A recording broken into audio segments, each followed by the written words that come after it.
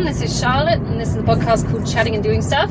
It's been a while since I've made my last episode, I'm sorry. I've been bogged down a bit with business and work and all kinds of things. It's a podcast where I talk about random topics, sometimes sensitive topics, so if you don't want to hear anything about that, I suggest changing it over. You don't have to listen, of course. I do ramble.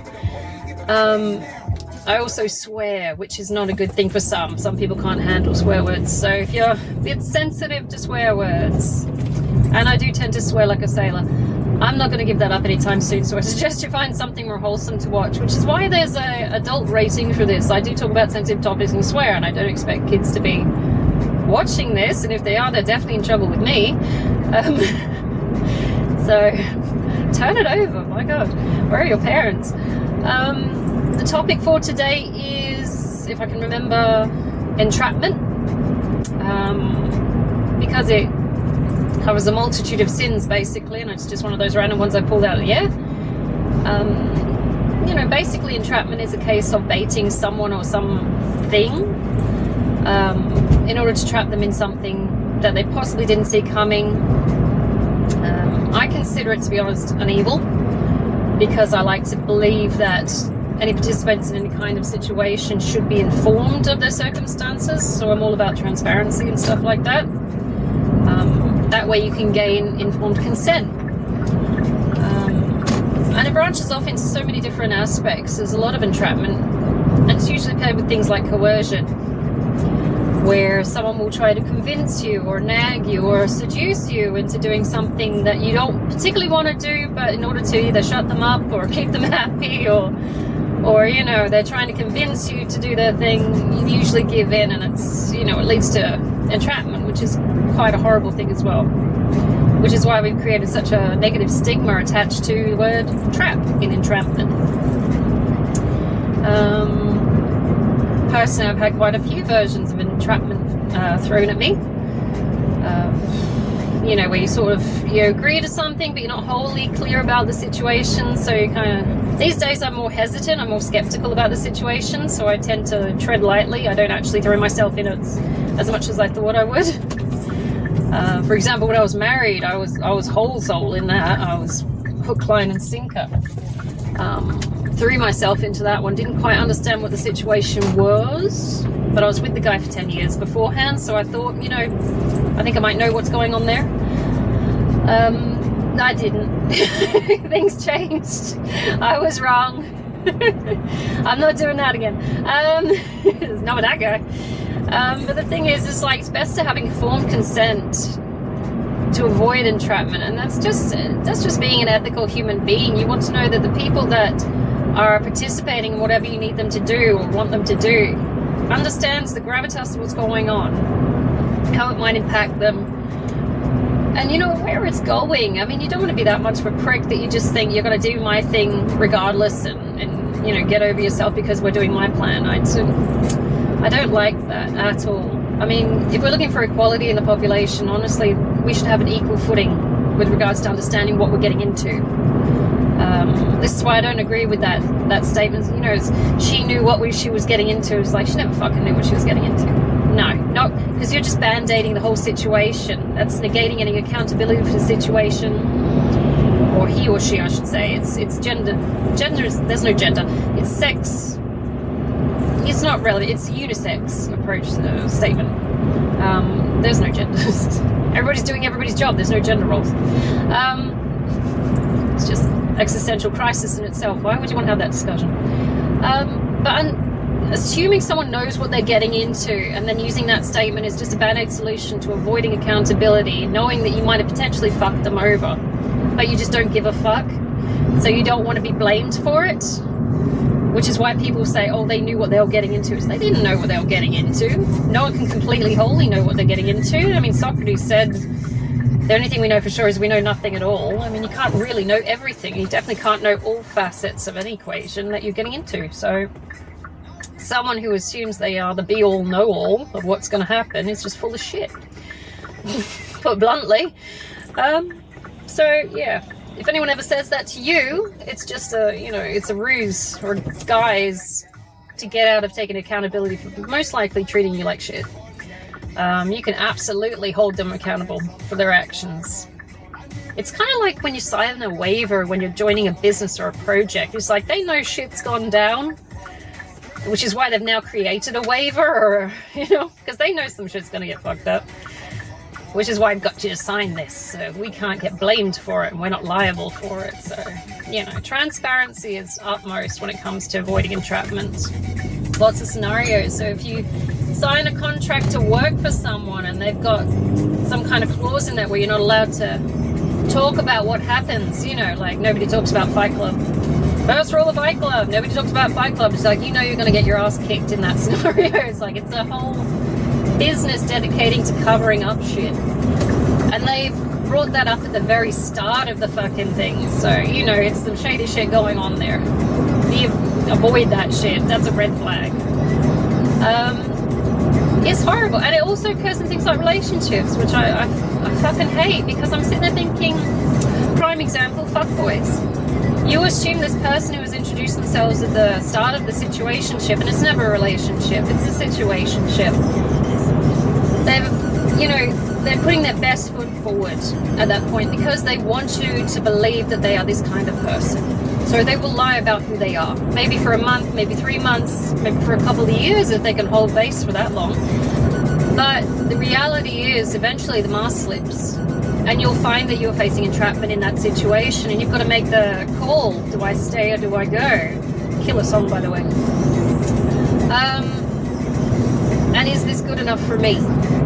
Fuck boys, fuck girls. There's girls as well. Just fuck people. What are you doing? Always crazies. I keep going down this street and there's always crazies driving. Anyway, what the hell were you thinking? I'm going past you. Bye bye. That shit crazy. So how do you stay safe from these situations of entrapment? You've got to use critical thought and analysis, I'm afraid. Some people don't like doing it because you might have to see the bad side of the situation at some point, or the potential bad side of the situation. It's not a bad thing. It's better to know all angles than to sit in ignorance and just assume that you're going to be safe. And some people might say that's hypervigilance. Or you're just being paranoid. It's like, no, I think if I'm investing my time, my body, potentially my mind, everything, my life into this person or this situation, then I should know what the fuck's going to happen, or at least have a good understanding of how I might be impacted. Even in like the scientific method, you've got to have informed consent. You've got to sign waivers and everything that these things might happen, and so the participant knows the outcome of what could be. So I would assume it's the same kind of method when it comes to interacting with people. You would not enter an agreement with the understanding that things would not be clear. And some people are deceptive in that way, and they're predatorial, that they will feed on that kind of ignorance. So skepticism in that regard is actually quite healthy. You should be looking at people with a degree of skepticism and possibly being more guarded. I would love to just throw myself into a relationship again, but to be honest, unfortunately, the safest bet is not completely be paranoid that they're going to fuck up again, but to be honest, some degree of cynicism, be guarded that it could happen again. The eventuality is a possibility. Am I willing to take on the risk of dealing with that person again, or a different person in a similar context? Like, I know, for example, I would definitely not date someone who smokes, drinks, drugs, lives with some ex-partner. You know, there's so many facets that open itself up to some kind of liability where the risk is just too high to be worth the reward or the perceived reward. Prime example would be moving in with someone, or, you know, dating someone, even just dating someone who's got their ex in the picture still. Because you're sitting there thinking, well, why does this person, who is a closed chapter of your life supposedly, why do they need to be hanging around? I thought you were done and dusted with this. And then they claim we're still friends. So there's still some emotional connection with this person. We're just friends. It's like, this is a person you've been physically inside of. I'm not touching this arrangement because I'm not going to be a third wheel to this ridiculousness of assuming that you are going to wholly commit to me. The risk is too high. So just know. It's like, it's not. You know, some people will say, oh, you're insecure. It's like, no, I'm looking at this very clearly. I'm saying the risk is there. You're not letting go of the past. I'm not risking my future on the off chance that you might choose me over this other person. So it's like, no, I'm not doing that. I'm not coming off second best because you can't fucking decide what the fuck you want in life. No. It's like, if you want her, then go with her. If you want me, then come with me. I don't give a shit. But at the same time, at some point, you're going to have to make that call. Because two eventualities cannot exist at the same time. It's no. Either you go and live with someone, the person you were originally with, maybe, if you still moved in together or some shit like that, or you go and live with the other person, or you go and live on your fucking own. I mean, you should have some semblance of independence as a human being, as an adult, to be honest. So that was just the current situation I was thinking about. I'm going, some people would settle for, oh, they're still in the picture, but it's okay because they're not, you know, there's a pillow between them when they sleep. I'm going, oh fuck. No. Are we moving stuff again? Ooh, what's this one? See, I go down this road and last time it was 2 big round containers. Now it's something else. What are we moving? But it's like, if you are looking to create a new life with someone, wouldn't you want to give it the best fucking fighting chance? Wouldn't you want to clear the decks and say, look, these are going to be a problem. I think this is, I mean, I wouldn't keep my ex-husband in the picture because I know he's a fuck up, and I wouldn't want to risk the person I'm trying to date or to try to be with, to feel insecure about the situation. I just wouldn't. I would say, look, that fucker's done and dusted. I want nothing to do with this. I'm done with that person. He has proved that he's not the person that I want. So I'm going to distance myself, and you know what? We've chosen different paths, and we've just created a different future for each other, you know. It didn't work. This is done. Can't go back. It'll never be what it was. So fuck it. Bye-bye. But you got these people that keep these exes hanging on. Oh, we're friends. We're still friends. And then the next person who comes along who wants a future with this person, who wants to wholly invest in it, is stuck in some form of entrapment because you weren't absolutely clear about what's going on, and you didn't clear the decks, and you didn't create a safe environment for this next person because now we got hanger-oners confusing and cluster-fucking up the situation because you're insecure and you won't let go of the past. It's like, what do you want, a medal for being a fuck-up? Sort your shit, no? Clear the decks. I mean, you know, clean your shit up. It's a mess. Oh, but I can't, I have to, blah, blah, blah. There's always some fucking excuse, when in reality the person is just ignoring the fact that they're still fucking attached to this person. It's like, you're still fucking there, dude. In your head, something has changed in the physical, but in the fucking emotional, you're still stuck with this person. Or there's some kind of a fucking anchor or a tie there which you refuse to fucking sever because you're afraid of losing this one thing in the past that was good, but isn't now. It's like, you're afraid of being alone. I don't fucking know. There's always some extra shit going on. It's like, leave your baggage at the door, dude. You want a new life? You're going to have to let go of the fucking old one. That's what I don't understand. It's when they don't let go. They're like, I'm afraid of losing what I had once. It's not worth anything now because they hate me, but fuck it. I need it. Dude. Dude. Let go. It's dragging you down. And it's stunting the growth because no one in the right mind's going to look at them and go, yeah, no, this person's still hanging around. I'm not doing this. You got a woman in your house. I'm not, no, I cannot replace her. I would not. I'm not going to be a side piece. You know, it's like, not going there, dude. Yeah. Guys are weird. It's like, I could have more than one. It's like, no, you fucking can't.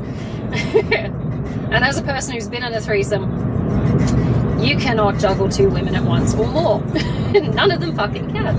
I'm just saying, one of these women is going to be very fucking dissatisfied, if not both. So, yeah. Guys are idiots. That was a long time ago. Oh my god, when I was in my early 20s. Anyway, that was a long, long time ago. That was shitty. I'm like, I'm 20, I don't know any better. I don't know any better. I'm sitting there, I'll try it. Did I like it? No, it was really boring, actually. Guys think they're fucking in God mode when they can score 2 women at once. It's about 2 girls at once. Yeah, but you only got 1 dick, dickhead. What are you going to do? The other one's bored as fuck, fucking herself. Oh my god, I'm not going into that. That's a rude story. Okay, anyway. Entrapment.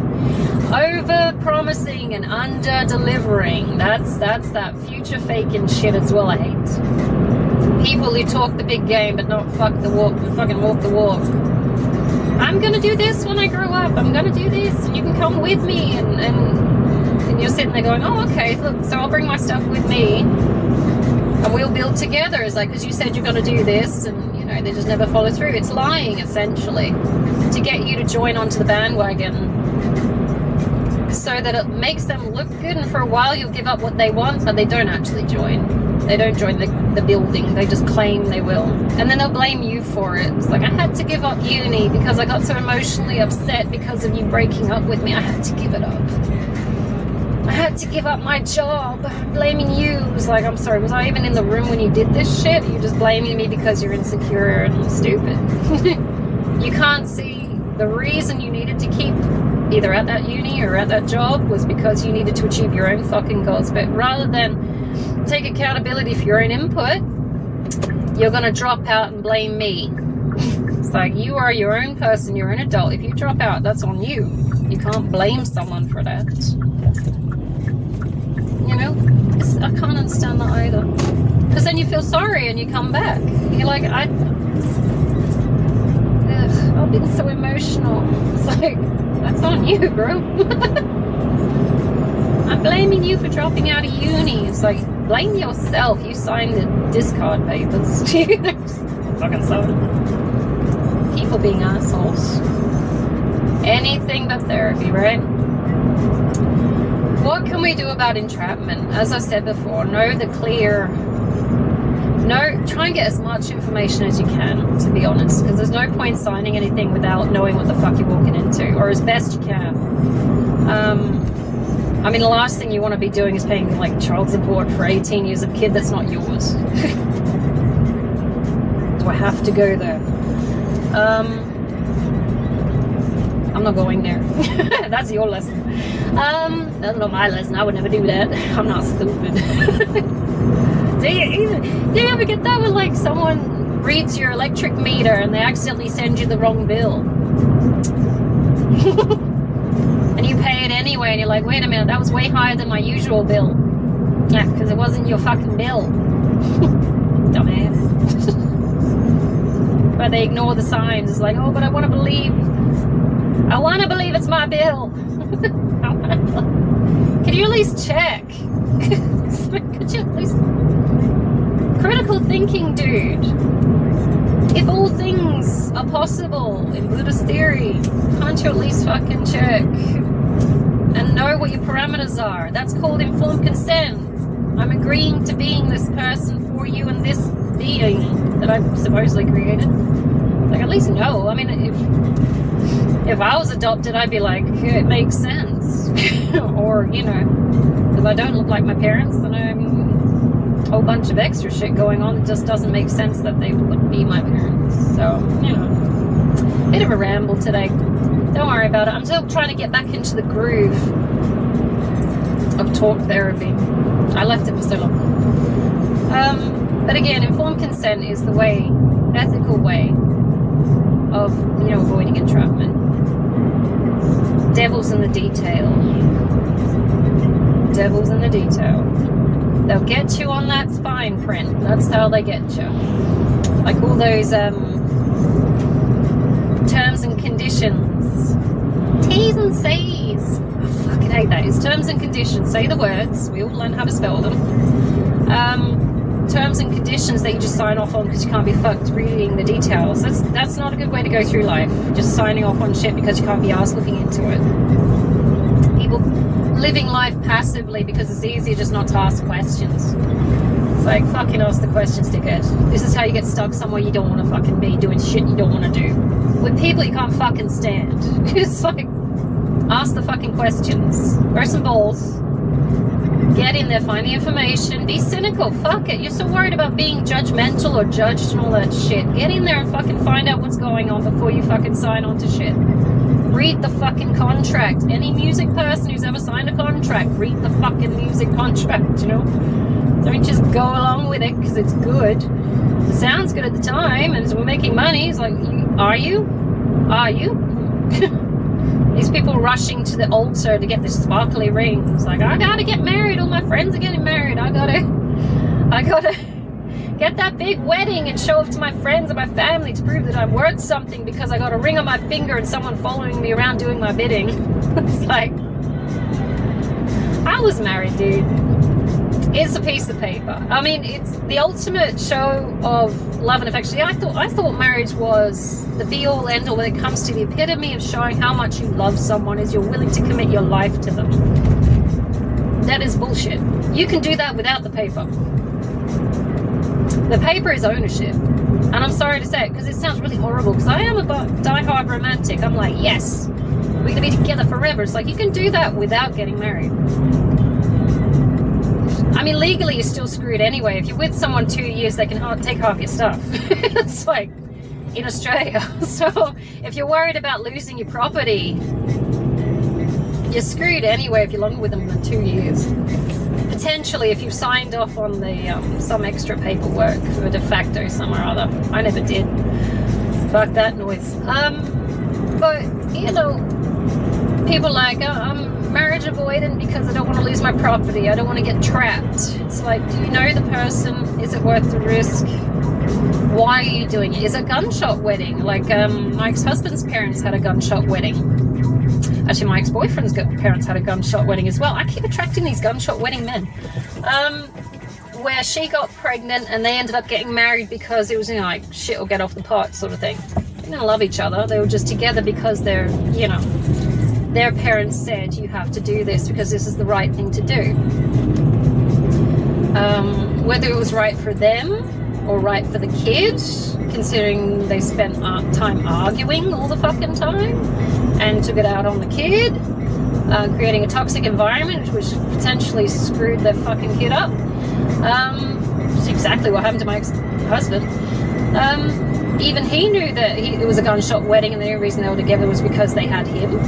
He screwed him up. He admitted that to me himself. So it's like, that's entrapment. It's pressure and coercion coming from external forces like the family instead of people who actually love each other and want to get married and be together. They did it because they had to. That kind of shit will fuck you up. That's not clarity. That's being, you know, shamed into doing something. It's like it's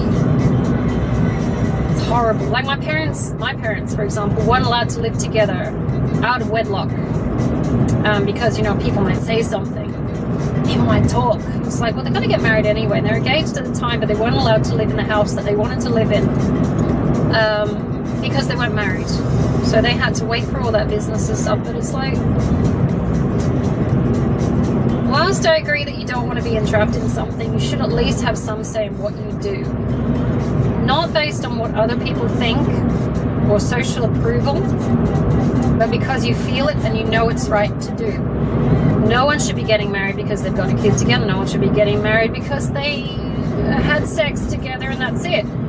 You got to get married now, you lost virginity. No one should be getting married because they have no money on one side and so they're marrying for money. It's petty shit, hollow shit that creates relationships. If they stick, it feels like torture, and if they don't, then it's another divorce. It's like you didn't get married for the right reasons. A lot of people just trying to get that fucking ring on their finger. It's like, it means nothing. It's a ring. Without the commitment coming from the other person, which is an abstracted feeling, internal thing, it means nothing. It's decoration.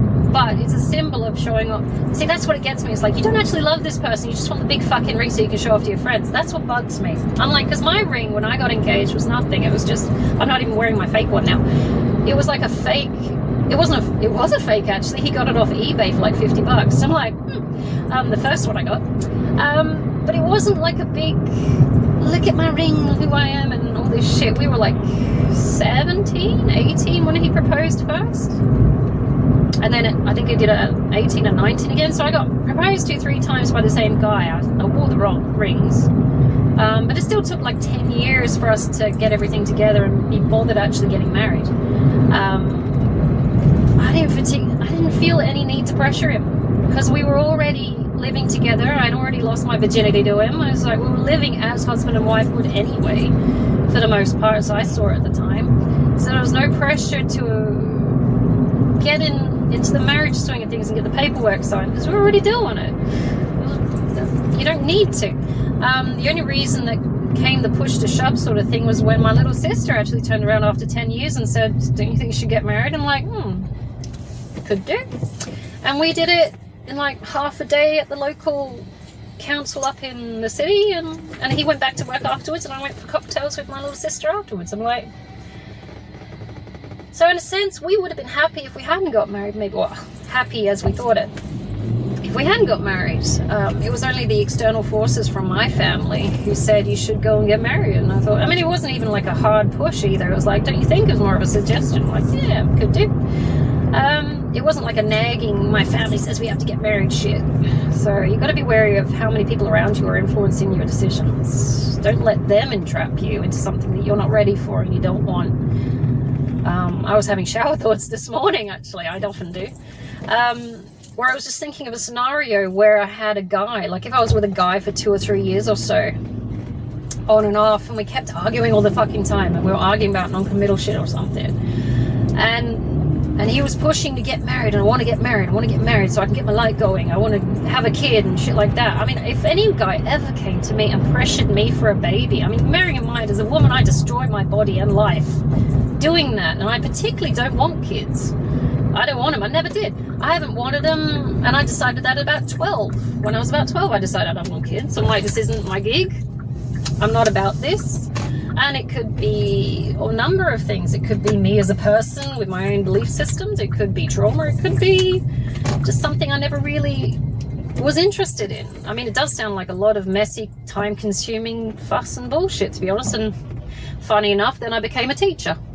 It's like, and I've done that for 16 years. So now I know, as a person who has been around kids for 16 years en masse, that I definitely don't fucking want to have my own. Oh, don't do that, you silly twits. Oh my god. So many people out today that just don't know what the hell they're doing.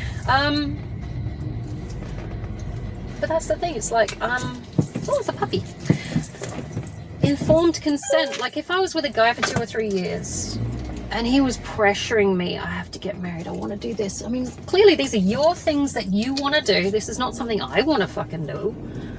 I mean, but you're trying to be nice, and you like them, and you're like, this could go somewhere, but I don't want to do these things. It's like, that would be coercion if they managed to pull that off. It would be cruel, because then you would be entrapped, because you're trying to please this person, even though you don't really want these things.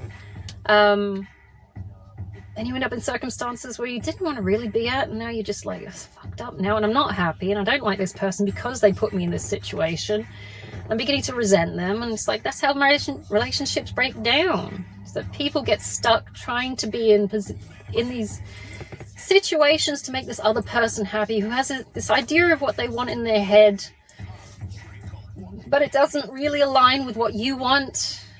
But you'll go along with it because you're not really taking an active stance in your life. You're just kind of trying to people please, make everyone happy. And it's like, I would lose my shit, because then I'd have my life destroyed, because I don't want kids.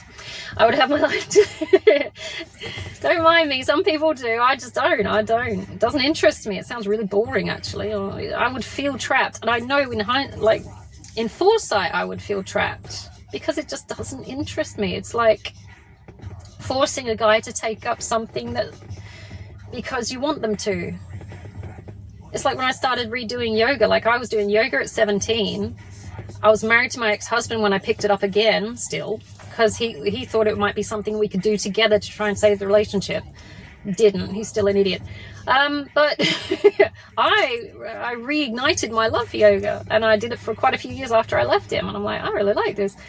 But it was one of those things where he was like, we could do this together, and you know, it might reignite something. And I'm going, by then it was fucked. It's fucked.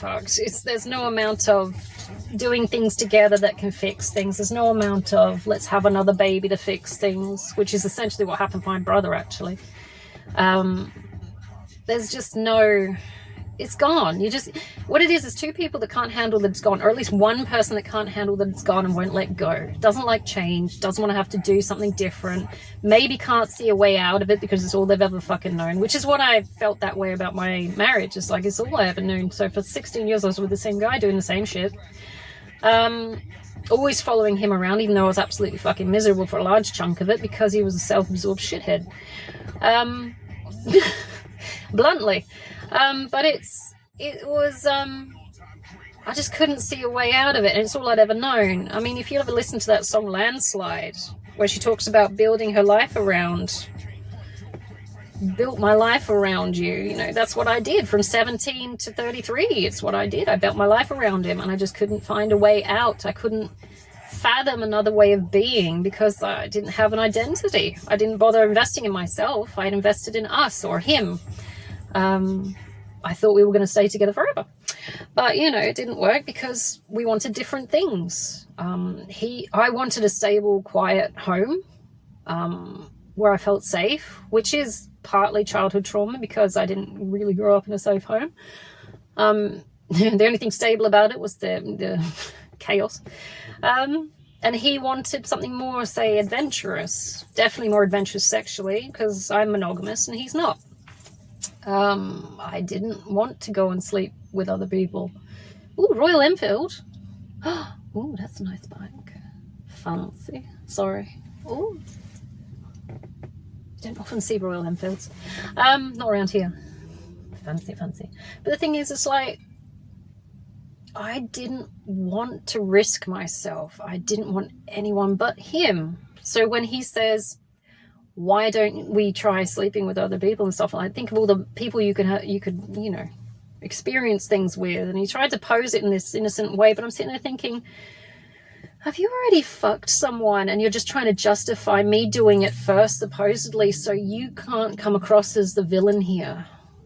Because that was the thing. He was trying to coerce me into, you need to try this, you need to do this. And he tried it with like weed brownies as well and stuff like that. And I'm going, I don't want to do drugs. I don't want to sleep around. And I was 33 at the time, so I was well and truly like, I'm fucking tired. I work every day. Why are you bringing this shit up? Why are you making my life fucking chaotic? I'm already giving you all my fucking money. I'm tired as fuck. You're bringing more drama into my house. I already fucking worship you. I wipe your ass still like a mum would. And it's like, why are you making my life difficult? Bringing this shit up and proving to me that you don't fucking love me. And it was that act in itself, by bringing up, like, basically it was an ultimatum about an open marriage, that proved to me, it was the straw that broke the camel's back. It showed me that our internal morals, our goals in life do not fucking align, because there's no way you could have an open marriage or relationship with a monogamous person without them being absolutely betrayed and hurt. And at that point, it was a absolute red flag that he just didn't give a fuck about me. And I was just a earner.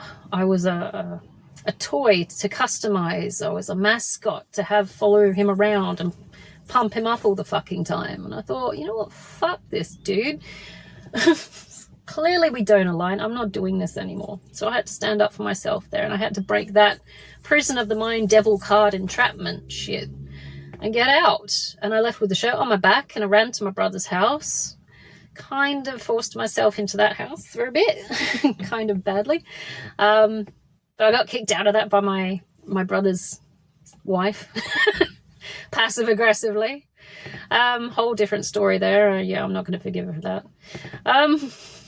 Oh no, I don't have a grudge, but it's like, don't ever ask me for anything, okay? I came to you when I needed you. Just don't fucking come to me again, ever, for anything. I cannot fathom doing that to someone when they're that in need. It's just cunty. Put bluntly, it is. That was a horrible thing to do. Anyway, so, but even in that scenario, I had to acknowledge that I possibly entrapped him in a situation that he wasn't comfortable with, that our values didn't align. And so by leaving, I gave us freedom, both freedom. I mean, it would have hurt both of us. I don't know to what degree it would have hurt him, because he obviously had one foot out the door. I swear he had someone in mind. And I think I know who it was too, actually, because she was hanging around while we were being social with his friends and stuff. I'm going, who the fuck is this person? Where'd you pick her up? So I already have some person in mind, and there were other things online as well I saw. I'm like, it could be any of these fuckers, or any of your clients, to be honest, because you're all chummy with them as well. I gave us both our freedom. I broke that entrapment that I initiated because I did do all the paperwork of the marriage. I did. I signed got everything set up so we could get married. I broke that though. So gave us both our freedom.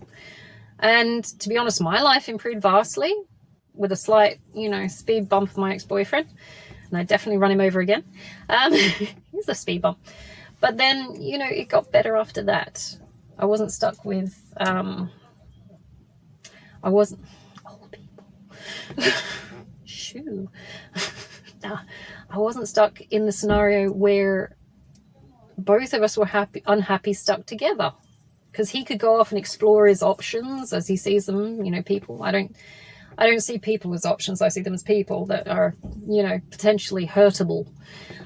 He seems to think throwing his dick around is actually a good thing. I don't know why. Although chances are he got stuck with, hello, baby. Can you see him? No, he's a puppy. He potentially got stuck with that person afterwards or didn't get anything at all. Because even people on outside of the marriage would have said, that sounds horrible. So I don't know. Judgment call. Sorry, I'm rambling. I got to get on with it.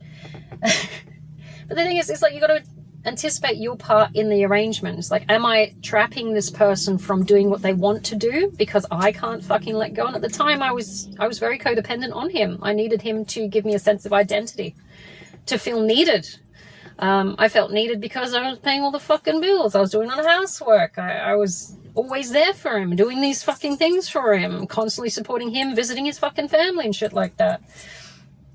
If there was ever a job to be done, I did it. I did his fucking taxes, it's all this kind of shit. And I enjoyed the idea of feeling needed, and I thought that was a version of love which was worth preserving. Up until he gave me an ultimatum, or he gave me an offer I couldn't refuse. And I'm going, no, I did refuse it, and fuck off. So I got to take accountability for my own actions in that. I potentially trapped him, as well as him trapping me. So we were not compatible as a couple. So had I known that going into it, like if he came back now, I would know what kind of a person he is, and I would never go back because I know what he wants. I'm going, well, I'm not doing that. Even if he was to say, oh, I was wrong, and I am monogamous after all, and I want to get married again and shit like that. I'm going, well, I know what marriage is. I know that you're not monogamous, and I also know that you lie. So it's like, I have no interest in anything to do with this. I know what kind of a person you are, and this whole situation, rather than participate in trapping us both in a situation which we will honestly probably be miserable about again, I'm just going to take a pass because I'm not doing that again. And now, with my healthy sense of skepticism that I've developed over the last, God knows how many years, 8 years now, I think we've been divorced. I now view marriage with it's like I'm treading lightly when it comes to getting married again because I know what it is. I've done it. I did it for 6 years. Would I race into it trying to get like fucking shiny rock and on a ring and all my friends will say, wow, gee whiz. Aren't you important? You've managed to snag a man. And I'm going, have you met the men? Do you want to snag them? I've seen them shit. It's like, it's not worth snagging. Go buy your own fucking ring is what I'm getting at. Don't rely on this symbol that is appealing to other people as a sign that you've done something successfully as the be-all end-all, because I know a fuckload of people that are in situations like that are miserable, but they stay together, and even though they've got a ring and they've got a big house and they've got the big fucking family and shit like that, they're still fucking miserable. They just use everything around them as a distraction from realizing that they should be leaving, or that this wasn't meant to happen, or and an element in it of that, sorry, my stutter's going funny, is that you have to admit that you were wrong in some respects. It's like, I know I was wrong to be with this man who wasn't monogamous, and I was sitting there going, you're the devil for not being monogamous. I'm going, well, these days it's unfortunately a gray area. It's like, if you were a person who's not monogamous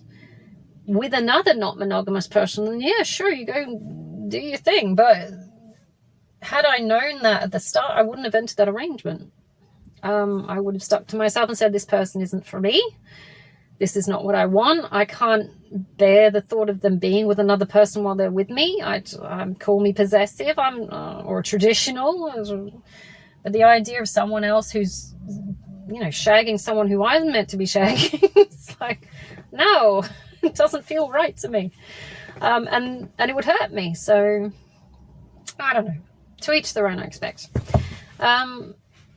So we've got to be careful of how we entrap others, maybe intentionally, unintentionally. How our input has played on their reality. And how we can kind of, if we're backing out, maybe just, ease the load a little bit. Unless they're a real bastard. I don't know. Probably should be a nice person though. Anyway, I'm going to have to summarize it there.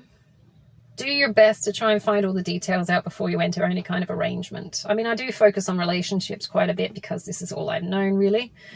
Things like businesses and stuff like that, you should know what you're getting into. Don't just breeze through, be excited about the perceived good bits, the all that's glitter is gold side of things, and then just sign your life away on something horrible. It's you're gonna hate yourself for the rest of your life. Best to know, even if you look like the bad guy by bringing up questions. It's like, don't be a dick, don't rattle the boat, don't shake the boat, whatever it is. Ask the fucking questions. Don't get stuck with a bunch of assholes because you haven't got the balls to say something. Grow some balls, dude, because it could be for the rest of your fucking life, and oh my god, that would be fucking horrible. I'm going to leave it there. I hope you have a fantastic Saturday. We've got a long weekend. I'm going to do my errands today, and then I'm going to hibernate for 2 days because it's meant to be throwing it down. It's going to be a thunderstorm tomorrow night. Anyway, full moon. Oh, blue moon on Sunday night as well. I think it's blue moon in Sagittarius. I don't know. Anyway, see what you want to do with that as well, because it's good for manifesting. Hope you have a fantastic Saturday or a weekend. I will hopefully do another podcast that's less rambly when I see you next. Take it easy and have a good one.